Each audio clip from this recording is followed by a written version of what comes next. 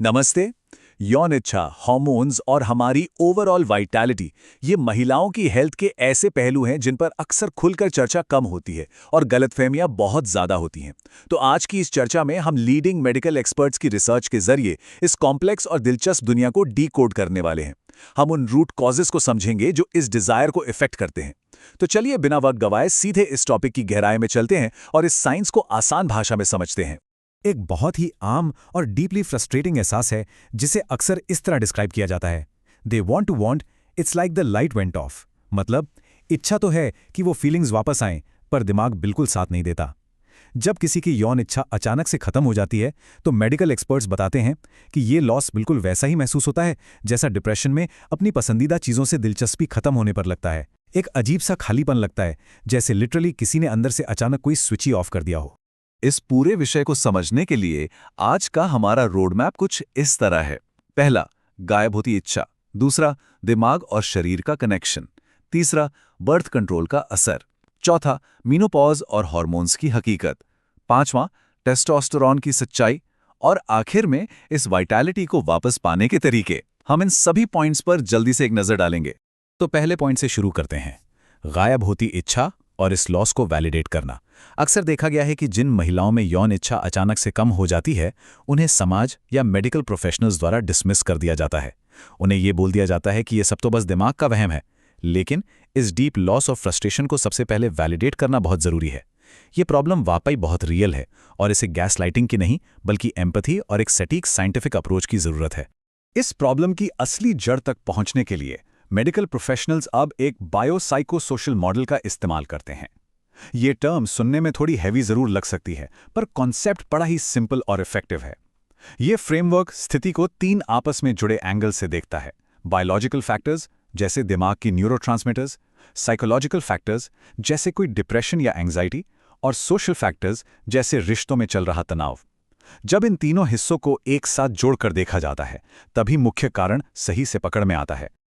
आगे बढ़ते हैं दूसरे हिस्से पर, जो है दिमाग बनाम शरीर।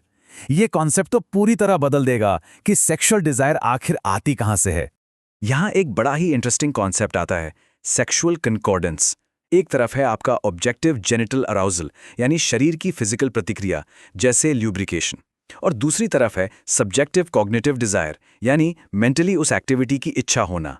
अब सच्चाई यह है कि महिलाओं में ये दोनों चीजें अक्सर एक दूसरे से बिल्कुल डिस्कनेक्टेड होती हैं। जी हाँ, शरीर फिजिकल तौर पर प्रतिक्रिया दे सकता है बिना दिमाग के इन्वॉल्व हुए, और इसका उल्टा भी बिल्कुल संभव है, यानी दिमाग और शरीर हमेशा एक पेज पर नहीं होते। और इस डिस्कनेक्ट का सबसे बड़ा कारण हमारे न्यूरोट्रांसमीटर्स होते हैं।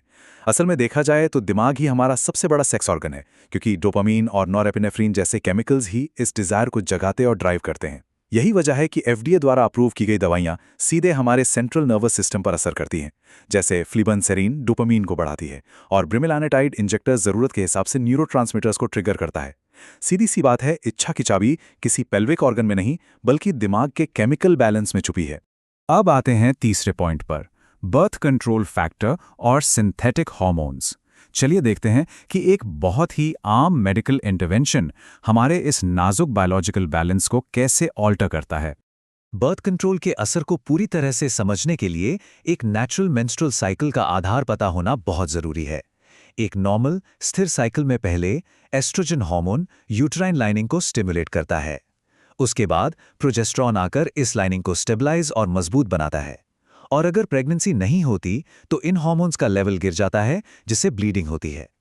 ये एस्ट्रोजन और प्रोजेस्टेरॉन का एकदम नेचुरल और रिदमिक चक्र है जो हमारे शरीर को बैलेंस रखता है। लेकिन कहानी में ट्विस्ट तब आता है जब ओरल कॉन्ट्रासेप्टिव्स ली जाती हैं। इनमें मौजूद सिंथेटिक हार्मोन्स को लिवर प्रोसेस करता है, और इस प्रोसेस के दौरान लिवर एक प्रोटीन बनाता है जिसे एसएचबी या सेक्स हार्मोन बाइंडिंग ग्लोबुलिन कहते हैं। अब इस एसएचबी को एक स्पंज की तरह समझिए। ये पूरे ब्लड में घूम रहे सेक्स हार्मोन्स को सोख लेता है या बांध लेता है, और इसका सबसे फेवरेट टारगेट होता है नेचुरल टेस्टोस्टेरोन को पकड़ना। तो इस पूरे प्रोसेस का अल्टीमेट रिजल्ट क्या निकलता है? जब बर्थ कंट्रोल पिल्स की वजह से बॉडी में एसएचबीजी का लेवल बढ़ता है तो एक्टिव टेस्टोस्टेरोन का लेवल लगातार गिरने लगता है। और क्योंकि टेस्टोस्टेरोन लिबिडो को मेंटेन करने में एक बहुत अहम रोल निभाता है, इसलिए इसका सीधा और नकारात्मक प्रभाव सेक्सुअल डिजायर पर पड़ता है। यानी बर्थ कंट्रोल से इच्छा में आने वाली यह कमी कोई वहम नहीं है, बल्कि ये एक सॉलिड फिजियोलॉजिकल रियलिटी है जिसका पूरा बायोलॉजिकल आधार है। हमारा अगला पड़ाव है मेनोपॉज और हार्मोन्स की असलियत। ये शरीर में आने वाले एक और बहुत बड़े हार्मोनल शिफ्ट के बारे में है। इन दोनों के बीच का फर्क थोड़ा ध्यान से समझिए। पेरीमेनोपॉज बिल्कुल एक स्पटरिंग कार यानी झटके खाती हुई पुरानी गाड़ी की तरह है। यहाँ हार्मोन्स में बहुत तेजी से वाइल्ड फ्लक्चुएशंस होते हैं। कभी एस्ट्रोजन अचानक बहुत ज़्यादा हो जाता है तो कभी एकदम से गिर जाता है। वहीं दूसरी तरफ मेनोपॉज एक स्टेडी स्टेट है। यहाँ हार्मोन लेवल स्थिर हो जाते हैं, भले ही वो कम हो, और इसे ऑफिशियली तब डायग्नोस किया जाता है जब पूरे 1 साल तक कोई ब्लीडिंग ना हुई हो। और इस स्पटरिंग कार वाली फेज का एक सबसे बड़ा और फ्रस्ट्रेटिंग नतीजा ये निकलता है कि पेरीमेनोपॉज के दौरान हार्मोन टेस्टिंग करवाना लगभग बेकार साबित होता है। रोजाना हार्मोन्स में आने वाले इन एक्सट्रीम स्पाइक्स की वजह से कोई भी एक नॉर्मल ब्लड टेस्ट सही पिक्चर नहीं दिखा सकता। इससे होता यह है कि मेडिकल कंफ्यूजन और निराशा दोनों बढ़ते हैं। जवाब सबको चाहिए होता है, लेकिन उन वाइल्ड फ्लक्चुएशंस के चलते ब्लड रिपोर्ट्स कोई ठोस दिशा नहीं दे पाती। चलिए अब बढ़ते हैं 5वें पॉइंट की तरफ, जो है टेस्टोस्टेरोन से जुड़े मिथ्स और फैक्ट्स। ये महिलाओं की हेल्थ पर हमेशा से एक बड़ा डिबेट का विषय रहा है, तो इसे बिल्कुल नॉन बायस तरीके से देखते हैं। अगर हम इन क्लेम्स और इनके एक्चुअल डेटा पर गौर करें तो पिक्चर काफी क्लियर हो जाती है।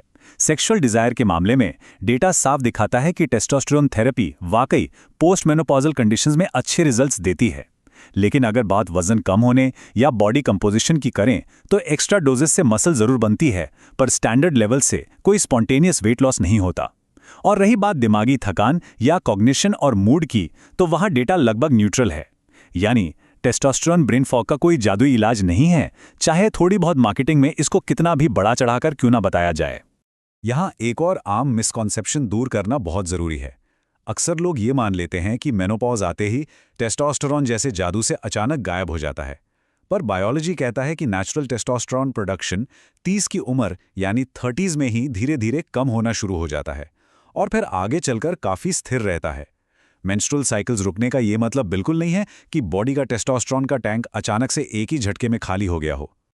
और अब आखिर में आते हैं हमारे छठे और सबसे ज़रूरी हिस्से पर, अपनी एनर्जी, विटैलिटी और ड्राइव को वापस कैसे पाएं, यानी होलिस्टिक सॉल्यूशंस पर एक नज़र।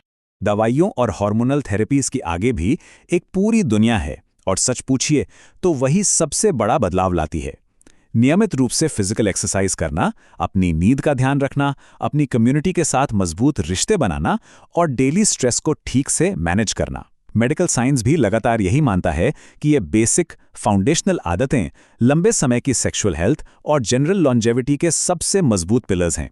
इनके बिना कोई भी इंटरवेंशन पूरी तरह से कामयाब नहीं हो सकती। ये पॉइंट इस ब्रिलियंट कोट से एकदम परफेक्टली इलस्ट्रेट होता है।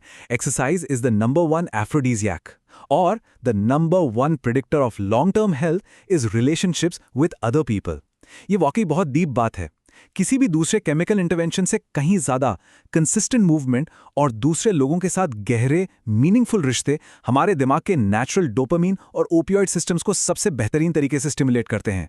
इनका असर सबसे लंबा और सबसे गहरा होता है। तो इस पूरी चर्चा को रैप अप करते हुए सोचने के लिए एक आखिरी सवाल पर विचार करते हैं। वाइटैलिटी को वापस पाने, तनाव कम करने और लोगों के साथ कनेक्शन को और मजबूत करने के लिए आज ही से क्या छोटे छोटे दैनिक कदम उठाए जा सकते हैं? शायद अर्थपूर्ण रिश्तों को संजोना और अपनी बॉडी को रेगुलरली मूव करना ही एक स्वस्थ, संतुलित और ऊर्जापूर्ण जीवन की अल्टीमेट प्रिस्क्रिप्शन है।